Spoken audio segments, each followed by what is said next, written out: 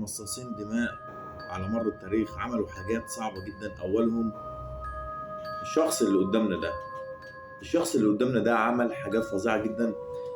اسمه فريد زهرمان، اشتهر بلقب مصاص دماء في ألمانيا، وبدأت اعتداءاته الإجرامية عام 1898، وقام باغتصاب وقتل 27 شاب وفتاة.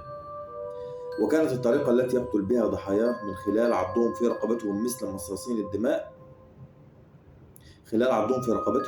وأدين عام 1925 ب 27 تهمة قتل، وكانت آخر عبارته: أنا آسف ولكني لا أخاف الموت. يعني أنت مش بتخاف الموت، إحنا بنخاف الموت. الحيوان الثاني طبعا اللي توسومو ميازاكي، أنا مش عارف هو صيني ياباني، لسه هنشوف يعني.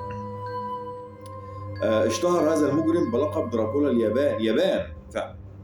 وكان يقوم بقتل الأطفال فقط، وكانت أصغر ضحاياه تبلغ من العمر 4 أعوام فقط، وكان يشرب دماء ضحاياه بعد أن يقوم بقتلهم وقبل أن يقوم بقتل الأطفال.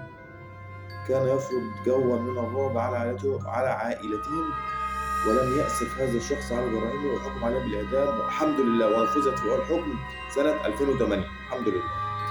تاني واحد اسمه فيليب، وفعلا شكله يخوف أوي. قام هذا المجرم الكيني 17 شخصا، وكان يقوم بشرب دماء ضحاياه، وتخصص في قتل النساء، وكان يبرر تلك الجرائم بأنها أرواح شريرة. يعني أنت معتقد إن هي أرواح شريرة، تخلص عليهم دي، تسيطر على أفعاله. وفي اعترافاته للشرطة بعد القبض عليه كشف عن نوايا، كان عاوز يقتل كمان 100، ولكنه لم يحقق منها غير 17 فقط. هو كان ناوي يقتل 100 بس، يعني الحمد لله هو قتل 17 بس. نيوكو كلاوكس ده فعلا يعني شكله مرعب بصراحة، يعني ده بتاع ضفادع وجماجم وحاجات زي كده. أخينا ده بقى كان هذا الشخص مريض نفسي، أكيد مريض نفسي يعني خطير، وكان يعمل كحانوتي، طباخ السم وبيدوق يعني. وبعد القبض عليه 1994 اعترف أنه كان قاتلا، بالإضافة إلى قيامه بسرقة القبور. وجد الشرطة بحوزته العديد من الجماجم البشرية. كان يقوم بأكل لحوم الموتى، وحكم عليه بالسجن 7 أعوام بس. يعني كل الجرائم دي 7 أعوام بس، وتم الإفراج عنه كمان 2002. الغريب إن أحد المواقع على شبكة الإنترنت عرض جمجمته للبيع. هو توفى، عرض جمجمة. طب أنت يعني يغور يا عم، يغور. مارسيلو ده مارادونا ده ولا إيه؟ دي أندري، إيه يعني؟ هو شكله لعيب كورة يعني، مش مدي على إيه، على مثلا مجرم أو قاتل أو حاجة زي كده، مش عارف إيه اللي دخله السكة دي، مش بتاعتك السكة دي يا بابا.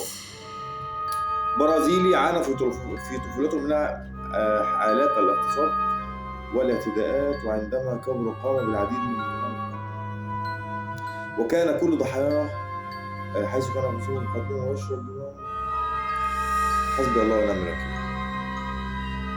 اخينا التاني ده فرحان قوي يعني، مبتسم قوي يا اخويا، الله عليك. أندري عرف هذا الشخص بقاتل روستوف، إحدى مدن روسيا، وكان أول ضحاياه في 9 من عمره إلى أن وصل عدد ضحايا 52 ضحية. كان يأكل اللحم بتاعتهم ويغتصب. تم القبض عليه الحمد لله سنة 1994.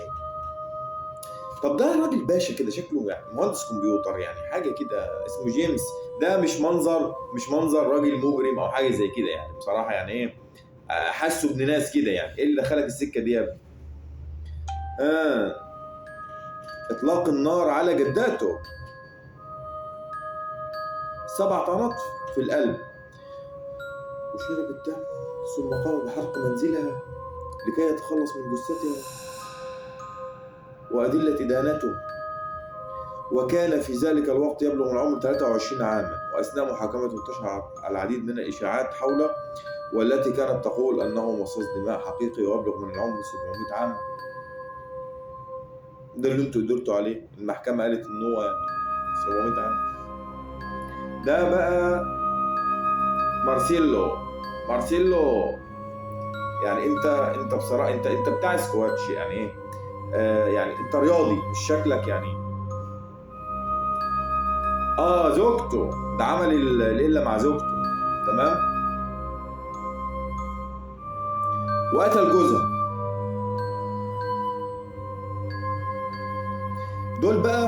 دول فعلا مصاصين دماء. انا اعترف ان دول باين عليهم بصراحه يعني.